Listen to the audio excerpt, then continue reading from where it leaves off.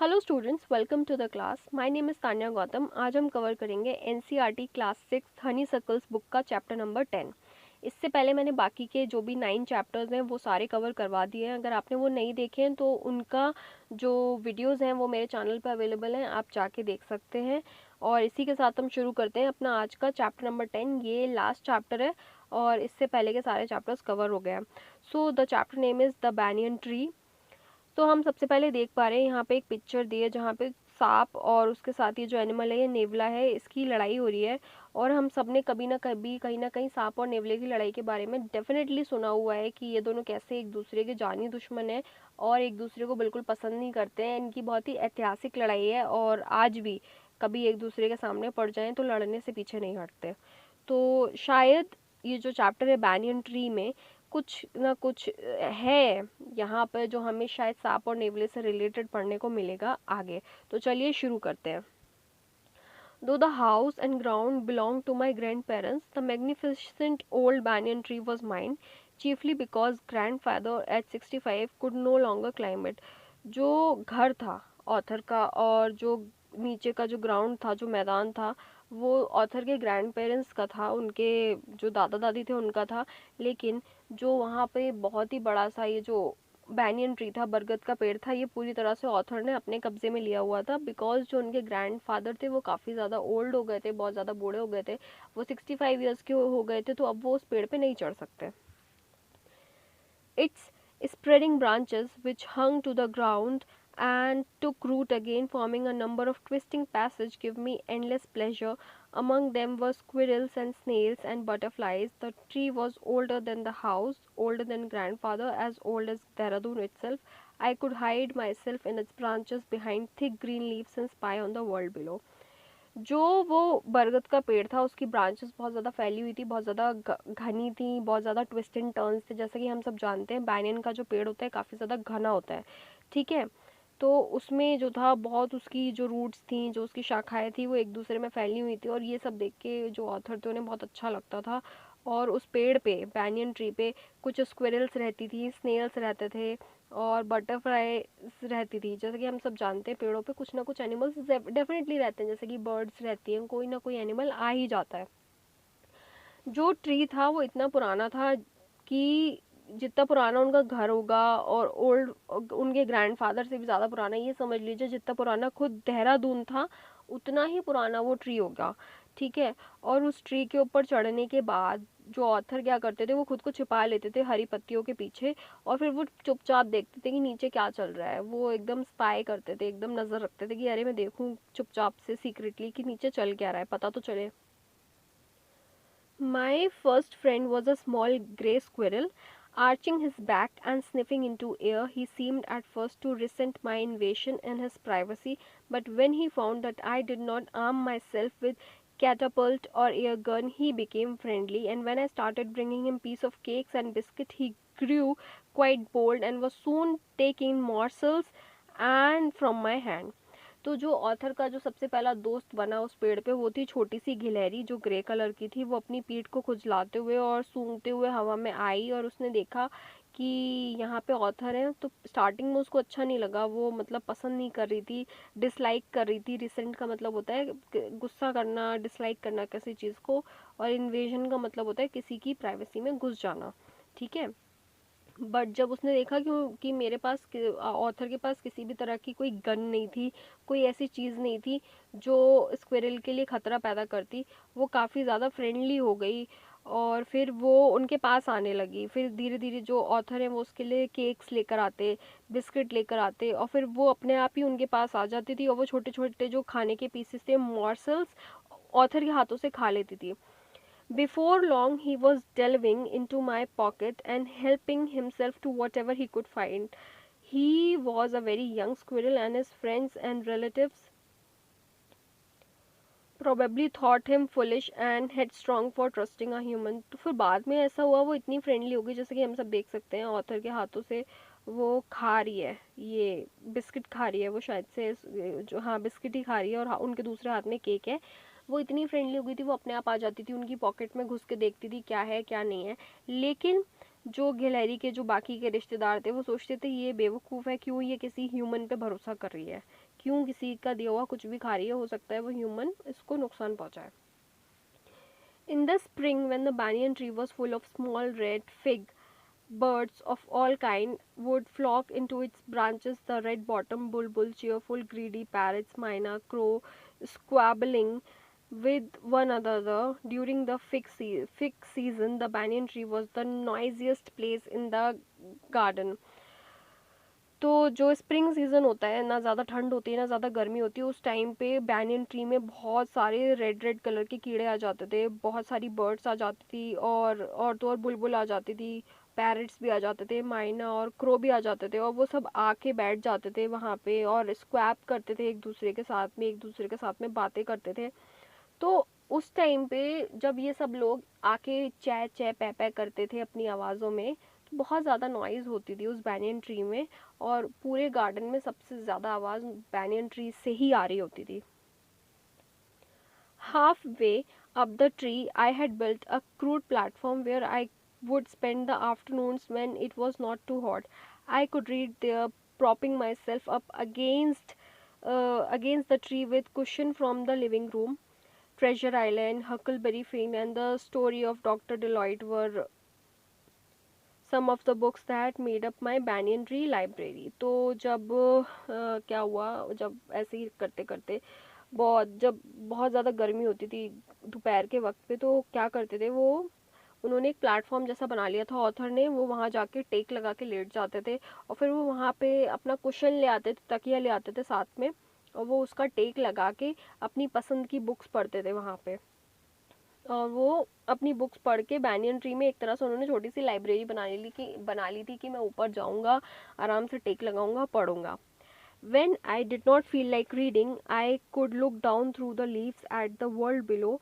And one particular afternoon, I had a grandstand view of the classic of Indian wilds, a fight between mongoose and cobra. तो जब उनका मन नहीं करता पढ़ने का, वो क्या करते थे, बुक को रख देते थे साइड में, और वो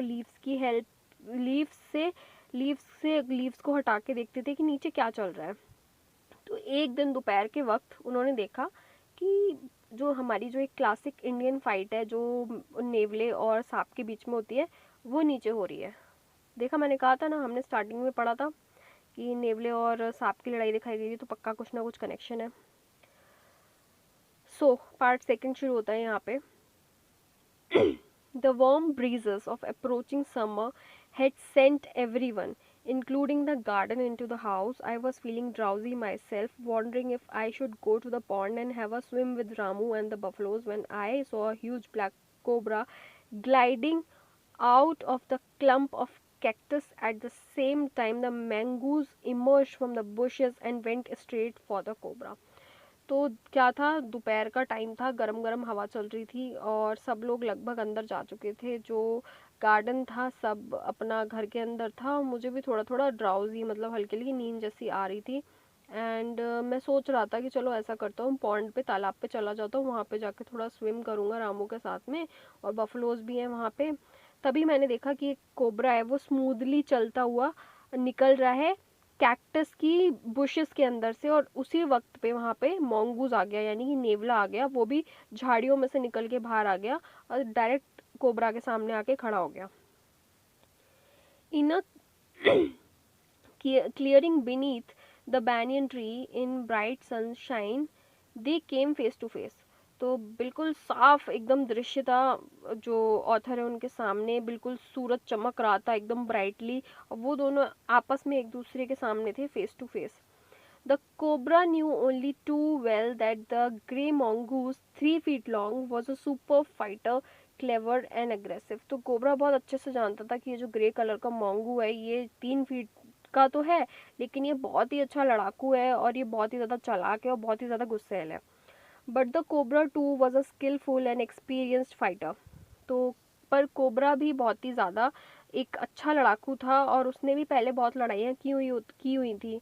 He could move swiftly and strike with the speed of light, and sack behind his long sharp fangs were full of deadly poison. It was to be a battle of champions. But जो cobra था वो भी एक अच्छा लड़ाई कर चुका था पहले, उसको भी अच्छी खासा एक्सपीरियंस था लड़ाइयों का।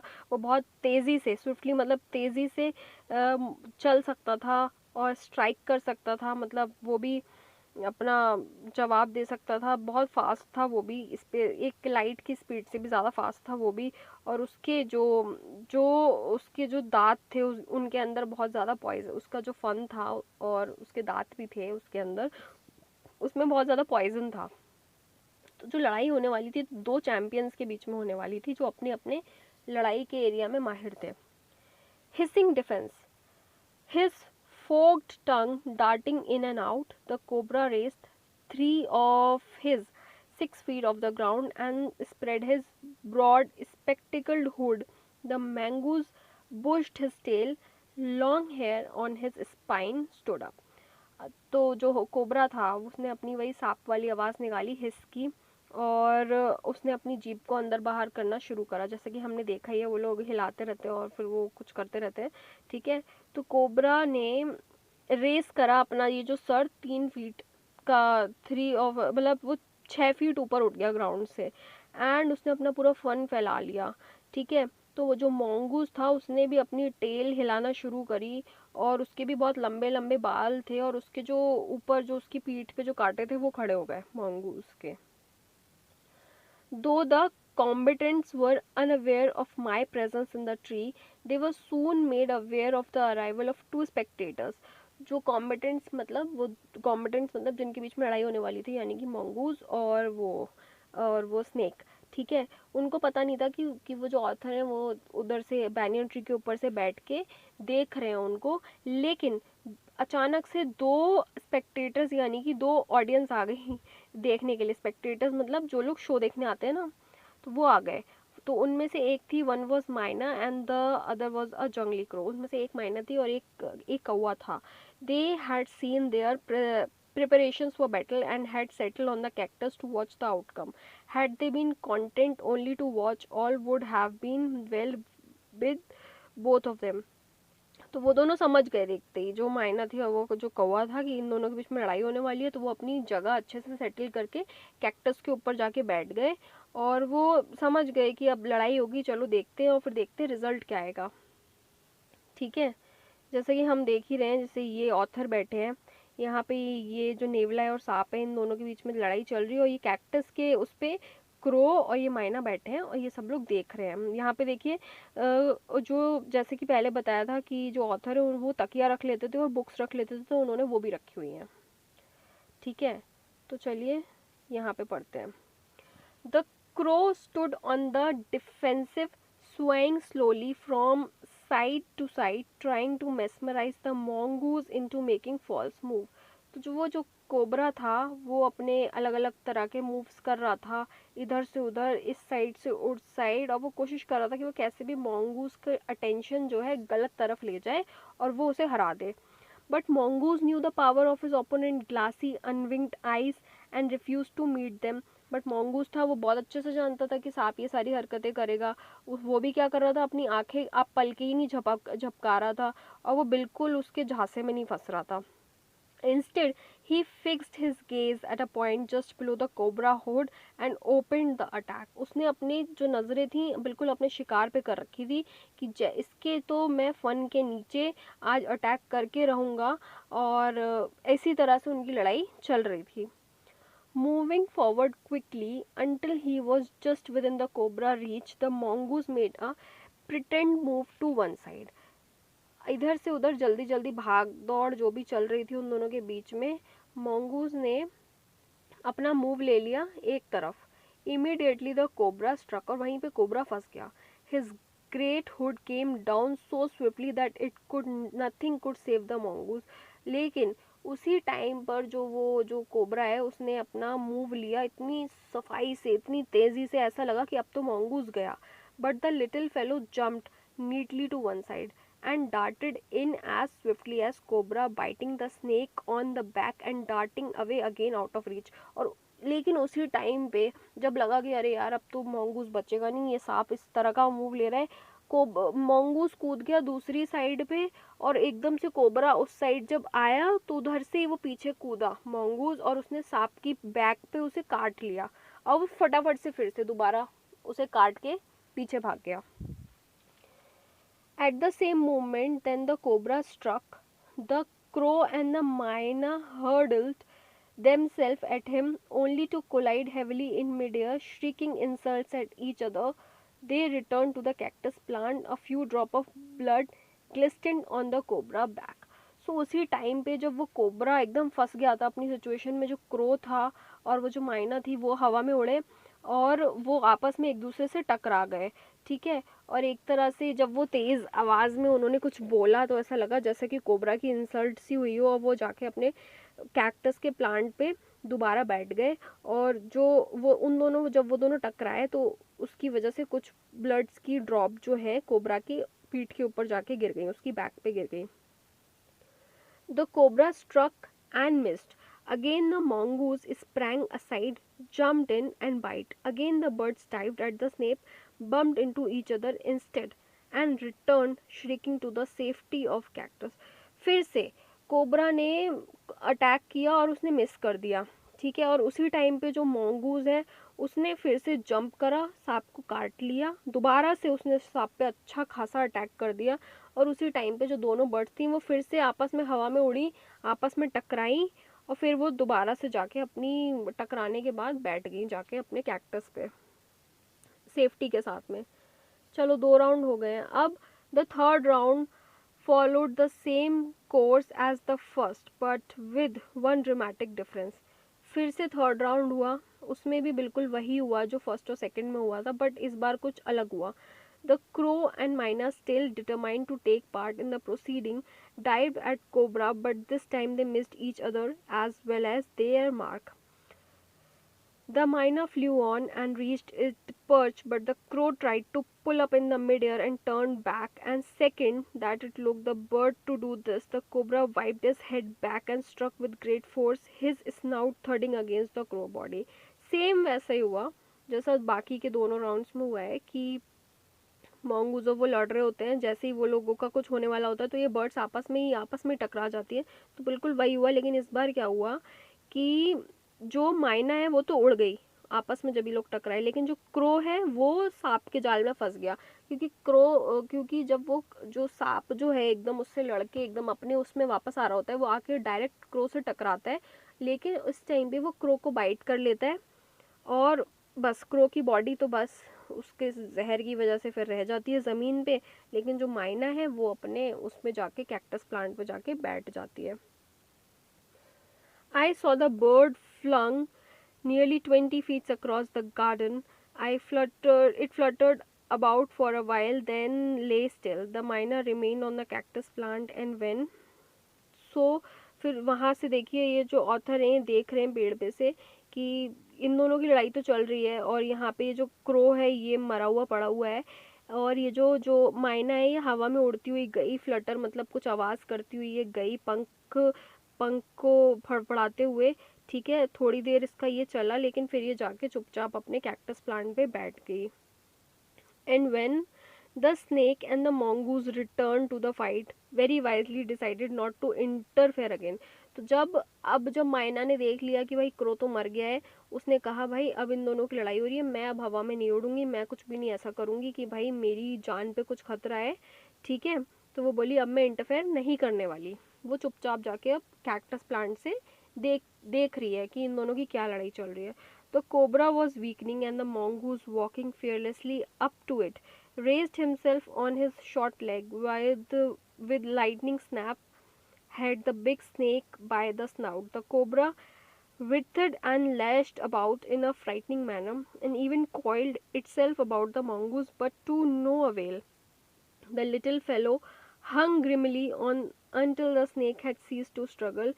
He then smelt along its quivering length, gripped it round the hood and dragged it into the bushes. सो हुआ क्या, अब ये जो लड़ाई चल रही थी कंटिन्यूसली, इसकी वजह से कोबरा थोड़ा वीक पड़ने लगा, थकने लगा, और लेकिन वहीं पे जो मोंगूज है वो पूरी तरह से जोश में था, उसको मालूम था आज तो मैं जीत के जाऊंगा, ठीक है। तो ऐसे ही फिर से इनकी लड़ाई हुई, तो कोबरा जो है इस टाइम मोंगूज की मॉन्गूज की पकड़ में आ गया और जो मॉन्गूज है उसने कोबरा को हरा दिया। फिर उसने क्या किया, उसका जो हुड है, उसका जो फन है, उसे पकड़ा और वहाँ से पकड़ के वो ले गया कोबरा को झाड़ियों के अंदर। तो मॉन्गूज ये फाइट जीत गया। ठीक है। The minor dropped cautiously to the ground, hopped about, peered into the bushes from the same distance and then with a shrill cry of congratulations flew away। तो जो माइना है उसने देखा कि अरे मॉन्गूज तो जीत गया है, लेकिन उसने वहीं से उड़ी वो बुशेस, जिन बुशेस में जो मॉन्गूज कोबरा को लेके गया था वहाँ उसके आसपास जाके उसने देखा, लेकिन बहुत ही सेफ डिस्टेंस से देखा। फिर वो हवा में उड़ी और तेज़ी से श्रिल क्राई मतलब तेज़ी से आवाज़ करते हुए वो मॉन्गूज को कॉन्ग्रेचुलेशंस बोल के वहाँ से उड़ गई। सो ये स्टोरी हमें दी थी रस्किन बॉन्ड ने।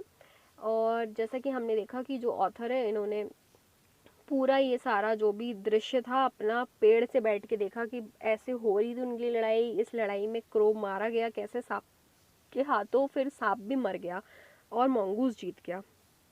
सो आई होप सो आपको ये स्टोरी पसंद आई हो एंड समझ में भी आई हो। और अगर पसंद आई है और समझ आई है तो प्लीज़ वीडियो को लाइक करिए, चैनल को सब्सक्राइब करिए, वीडियो को अपने फ्रेंड्स के साथ शेयर करिए और इसी के साथ बेल आइकन को प्रेस करिए जिससे कि नेक्स्ट वीडियो का नोटिफिकेशन आपको इमीडिएटली मिल जाए। Till then thank you very much and study safely.